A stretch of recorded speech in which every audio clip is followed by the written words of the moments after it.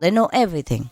You know why? Even though they don't understand English, when you speak to them, even if you don't have the ability to converse with animals, when you speak to them, you form a picture in your mind somehow. And that picture is what they get. You see what I mean? So they understand you. They do understand perfectly what you say, except when they ignore you, they don't want to understand. And that's a different thing. I forgot what they all do to tell you, but they're really intelligent. They really understand and do it appropriately. Yeah. For example, my parrot, one of them, he speaks all day long, all kinds of things. But he doesn't speak when I want him to. He's a man. Yeah. Male.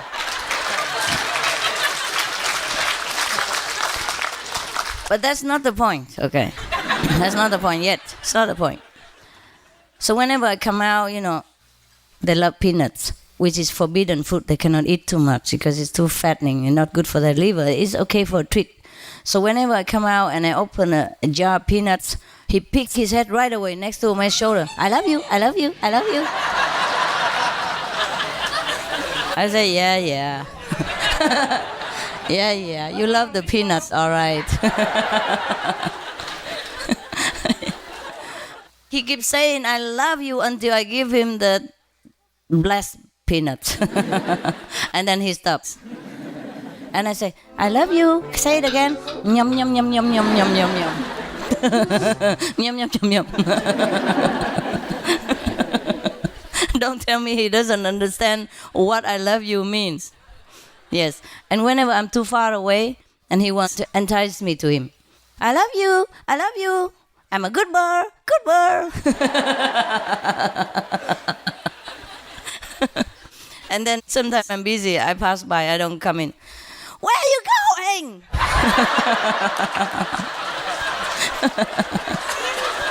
And then scream. Ah! And then throw the eating ball on the floor. Bang! Yeah, even though he just ate half of it. Yeah, to show off, that's it. He really knows what to do. Sometimes because in the beginning I would pick it up and put it up again, and tell him, naughty boy. So now he knows. Every time he throws it on the floor, I would come and pick it up and talk to him. That's the trick. So I don't do it again. I don't do that.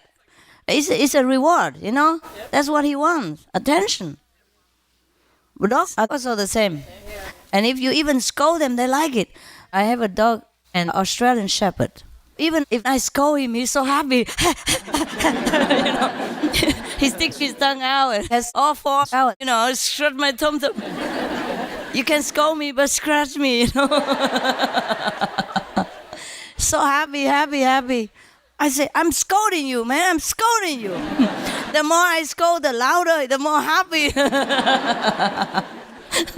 He does some naughty things, so that I come scolding him, running, It's terrible sometimes. Oh, my God. I say, I wish you guys would do good things instead of negative things for attention. So whenever they do negative things, just ignore them. It's better not, yeah? I'll do it quietly, put him in a crate for a penalty or whatever, half an hour, whatever. But don't scold, don't play, don't even look at them. Another bird always jumps down so that I have to come and pick him up and scold him. Yeah. So I read in a psychology book, for birds. Yeah, they do have such thing. My God, if you have birds, you have to research, no? Just like if I have you, I have to research on spiritual books and all that. Not that I need, but because you need. Yep. You read so many books and you crowd yourself with so many questions from that book. And against my book, for example. You remember the painting with the book argument? Yeah. So I have to read also in order to know what you're reading. I have to eat the garbage that you eat. So that I can tell you, yeah, how can you eat this? You know what I mean? If I don't eat, how would I tell you? That's the problem. So whatever I do is all for you. I look alike, huh? Look like you, huh? Yeah. So the book of psychology of the birds says that even if you scold them, it's a reward for them. It's the attention that they want. They want to get you there, where they are. So now all you have to do is just don't look at them. When they come near you, you just tell them, come up, in a stern voice, displeased voice, and put them back on the perch and don't look at them. That's it. So now they don't jump anymore. Oh, rarely. They still jump for fun, but not like every time they see me out there just jumping all over, So they have to come and scold them. They love. When I scold them, they go, quick, quick, quick. Some of them talk. They even say thank you. When I scold them, pick them up, thank you. I love you. They kill me with kindness. Yes. You don't know, my God, they are really, really so incredibly intelligent and sharp. The minds are very sharp. Okay, so now all this is just to remind you that all beings are really, really are God. They have God inside. And their higher being would talk to you in many ways, but their lower beings still do all these stupid things. Yeah, for example, if you talk to the dog, he will promise you, no, I won't do it again. I won't pee in the house again. I will try my best. Give me another week. That's the higher being. But the lower being continues to do it on your personal carpet, whatever. Whenever he feels angry or frustrated with you, or that you don't take him when he wants. Things like that. So you just have to live with it because they're dogs. Yeah, just like us. We're human. We're supposed to be more intelligent than dogs or other beings, but we still do silly stuff because our minds distract us. Yeah, how many times do you feel something is right? You have an intuition for something, and you were going to do it, but then you look at the outside circumstance, and your brain tells you, no, this is not the right thing, and you forgo it, and later on you regret because that's exactly the thing you should have done. If you didn't look at the outside appearance of circumstances, you would have done the right thing. Is that right? Yep. Yes. Similarly, all beings, they do what they do because they also have a brain. And most animals, they have a younger brain than us. Like, for example, dogs, they have a brain of 10 years old IQ. That's what they told us. But sometimes I'm surprised. Yeah, maybe they should have such a young IQ so that they can be loved unconditionally, like kids. Innocent. When we grow up, people we calculate too much. I love you, what do I get from it? If I treat you nicely, what is good for me? What is in it for me? You see what I mean? But kids, they don't calculate so much. Very little. Maybe for toys or affection, but there's not much. Not business-like, huh? So maybe that's why animals, they're so unconditional and so loving, so forgiving. You can scold a dog so badly or spank his bottom and he screams, but then he comes to love you the next minute, right away. The minute you call, he comes. He forgets all about what you did before. Yeah. Whether you are right or wrong, he doesn't mind. Whether you have a loud mouth or terrible garlic breath, he will kiss you. Yeah. He doesn't mind if you don't change your underwear for a week. Yeah, he doesn't mind. Huh? That's why people love animals, because they're so unconditional. They don't judge you ever. Whatever you are the person they love, the only one. Yes, and nothing can change that. They would die for you just because you say they're a good boy. Just one word, good boy, good girl. Many dogs they use for rescue missions. They go into dangerous places where humans don't dare go. Just because you tell them they are a good boy and you give them a hug, that's all they need, and they would die for you. They laid out their precious life for you just because you tell them you love them, just because of one word, good boy or good girl. I saw it on TV recently. I don't watch TV that much, but on some occasions when events, like 911, I was so heartbroken. I had to watch now and again to see what's going on. Because we were also involved. You see, we helped.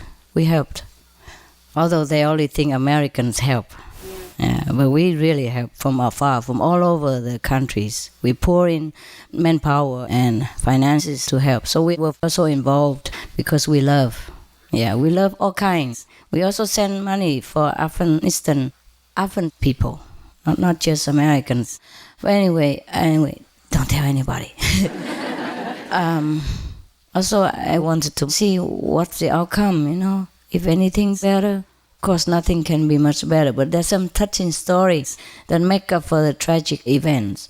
And I saw many dogs, they use for rescue missions. They just walk in like nothing.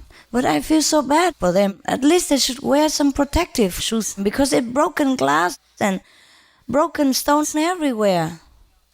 And they just let them walk in like that. It's so bad. I mean, you could use dogs, but you have to protect them in that situation. I mean, all the people wear thick boots, like this. And the dogs just walk in with bare feet. My dogs don't walk bare feet on the street even, unless we go out just for a short, like at the gas station and they have to relieve themselves or something. But that's just like 2 meters. But if my dogs walk even at home, I don't let them walk on stone. They walk on carpet outside. Because the grass sometimes is also bad for their feet. So I use, those not expensive carpets, just those carpets that you can buy at Home Depot. I line all the roads. Yeah, like the carpet that you are sitting on. I spread it all over on the stone where they're walking. Yeah. So they don't have to have wounded feet. Because it's happened, Some dogs can have a cut in their feet. I have shoes for them too, but it's too much trouble to wear shoes. 20 shoes, every time they go out. It takes an hour and then they might pee on my carpet again. And they hate shoes, they keep taking them off. And they come off easily. There are some shoes that don't come off that easily, but by the time you put 20 shoes on, they kick and run and all that. So I just put carpet to go all the way to where they go to. And that's it. Of course, when we go out, we put them on the grass. But don't let them walk on the asphalt, where the asphalt is wore out. And then they review those sharp, small stones. If you walk on that for a minute, you will know what I mean. If you don't walk, you never know. You think the dog's okay. Of course he's okay because you have shoes. You have shoes. You don't feel anything. So I don't know how the training people let the dogs walk on the sharp, broken glass or anything like that, even chemicals leaking or anything, or germs or danger, and let them go there. And these are precious dogs. They've been trained for years, and they even lay down their life for anyone at a command, and they don't protect them. You understand how we sometimes so insensitive? Even if he's a dog, but he hurts, And he's a good dog even. He's going to do a job for you. And we need that dog for many more lives. Not just to sacrifice him there and then no more. Of course you can train more dogs, but that's not the point here. It takes at least half a year. Continuous daily training for a dog to know what to do in different situations.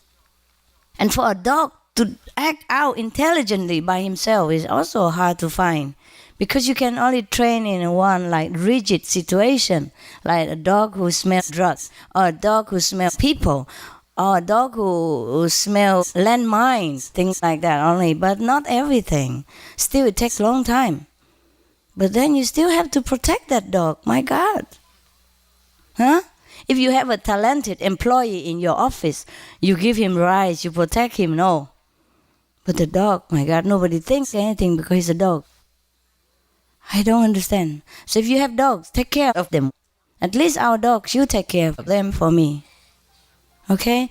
Well, the reason God made me have all these dogs is so that I know all this stuff. Otherwise, I would also not know.